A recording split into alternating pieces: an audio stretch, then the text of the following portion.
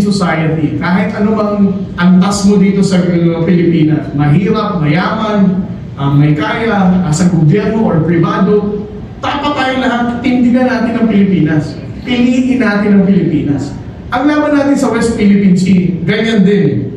Mahirap, masalimuot, minsan outnumbered tayo ng, hindi nga minsan, most of the time, outnumbered tayo ng China Coast Guard vessel, and yet, ang Armed Forces of the Philippines, ang Philippine Coast Guard, tinitindigan pa rin natin ang laban natin sa West Philippine Sea.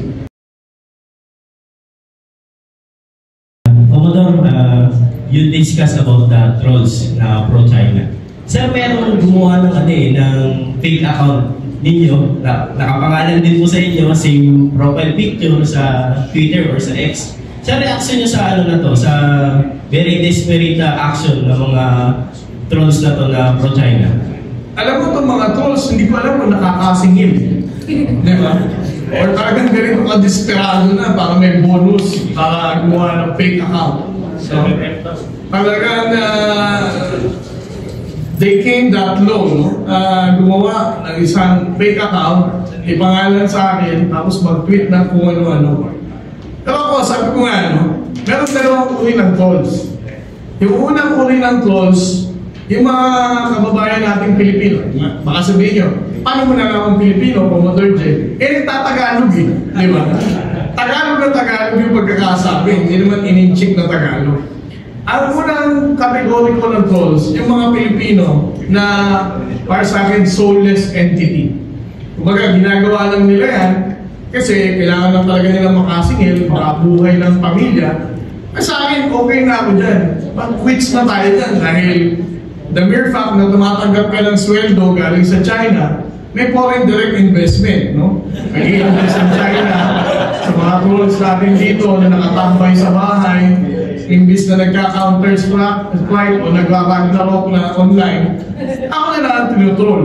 Okay na lang, di ba? Nakakatulong sila sa ekonomiya ng Pilipinas, bumababa ang unemployment rate natin. Pero, ang masakit sa akin, yung mga trolls na dating ambassador pa ng Pilipinas, no? Na dating tagapagsalita ng Malacanang, no? Ito ang mas nakakasakit sa akin. Kasi itong mga to, hindi mo na malaman kung anong ipinaglalaban. Ano ba talaga ang laban natin dito? Are you just doing that dahil ang sabi nila, mas concerned daw sila sa Pilipinas, kaya sila nagtutroll, no? Pero tingin ko naman, sa lahat na lang na-expose natin since we started transparency, wala naman tayong kasinungalingan na sinasabi sa Pilipino. Ang sinasabi natin dito, hinaharas pa rin tayo ng mga Chinese Coast Guard, nahihirapan pa rin ang mga kababayan nating mga isda na mag-isda, at ang Armed Forces of the Philippines ay patuloy pa rin nahihirapan din sa resupply nation. These are all factual narratives. Wala tayong dinadagdag, wala tayong binabawas.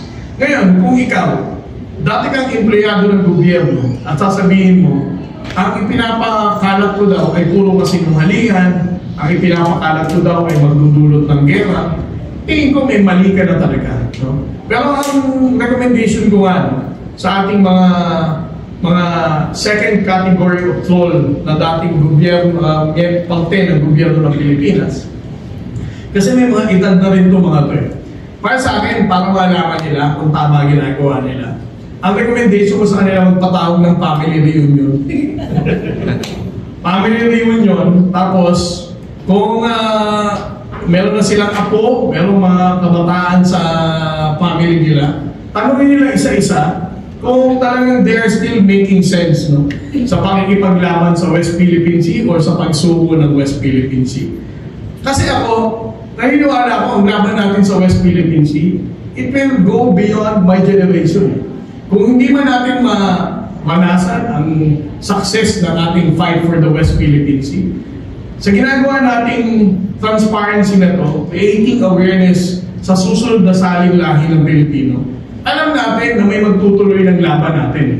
Mga kabataan ngayon, may kamalayan sila kung anong ipinaglalaban natin. Alam natin na they're going to continue the fight sa mga susunod na saling lahi Pilipino. Ito ang dahilan kung bakit hindi natin dapat sukuan ang laban na to. Kasi the moment you stop doing this, the moment you stop telling the Filipino people kung ano ang pinaglalaban natin dito. Makakaas kayo, sa mga susunod na salingahing Pilipino, they won't really care. Para sa kanila, wala na yan. Katulad ng mga paniniwala nila dati na wala. Maraming sundalong mamamatay dyan. Talo tayo dyan. Ganyan. Diba? Darating ang point na ang mga Pilipino ay yung pag-usapan ko. Pero dahil sa ginagawa natin na to, more Filipinos now are supportive in what we're doing. Ngayon, kung sila, again, tayo, ang concern natin, kabataang Pilipino, para sa laban ng Pilipinas sa mga susunod na panahon. Kung sila, tingin nila sila tama at silang may talagang gospel truth in preaching West Philippine Sea. Honestly, tanungin nila yung mga anak nila at apo. Kung tingin talaga nila, and they can look straight in the eyes ng mga kamag-anak nila na to, na ang ipinaglalaban nila ay talagang laban ng Pilipinas o laban ng China, tingin ko naman, kahit ang apo na siguro nila lolo, makakarinig sila talaga ng tamang sagot dito. Ito po, speaking of trolls, kasi po hindi mamatay-matay yung mga kinakalat ng mga trolls na yung Scarborough Shoal daw ay binenta ni former Senator Trillanes. O pwede pong makiklarify din po para sa inyo na pumanggaling. Hindi ko din alam kung saan ang ebidensya ng mga trolls para sabihin na ibenta ang baho ni Masinlo. No? May resibo ba daw sila? Na pinagbentahan? Or may bank transfer or GCash transaction? Kasi kung wala, again, these are just rumors or talagang made-up stories. So, ang Philippine Coast Guard, together with the Bureau of Fisheries and Aquatic Resources, can be able to go to Baho de Masinloc. Ang sinasabi ko lang sa mga interviews ko, nahihirapan tayo makapasok sa loob ng lagoon ng Baho de Masinloc. But it doesn't mean na hindi tayo nakakapunta rito. Baka sabihin na naman ng mga pro-China trolls, no-water cannon nga kayo. No-water cannon nga. Pero the mere fact na nakakapunta tayo dito, it doesn't mean na may binenta at may nagbenta. My next question po. Nakita ko sa Twitter nung isang araw ay kinument nyo si Mama Vice, si Vice Ganda, dun sa kanyang video, yung Piliin Mo ang Pilipinas. Ano po ang reaction nyo dun sa kanyang ginawa na yun? Alam mo, ang recommendation ko sa trolls, panoorin yung music video ni Vice Ganda. Ulit-ulitin nila para ma-internalize nila. No? Napaka-meaningful ng kanta na piliin mo ang Pilipinas, di ba? Ang mga trolls kasi, iba na yata ang pinili eh. Di ba? Pinili na yata nila ang China eh. Pangalawa, dun sa music video kasi, ipinakita dito yung imperfection ng Philippine society. From our problems sa transport, sa traffic, sa pollution, at kung ano-ano pa. And then the last part of it is yung laban natin sa West Philippine Sea. And etong laban natin na to, pinili niya pa rin napulutin ang Philippine flag. Diba? Napaka-meaningful netong last part ng music video.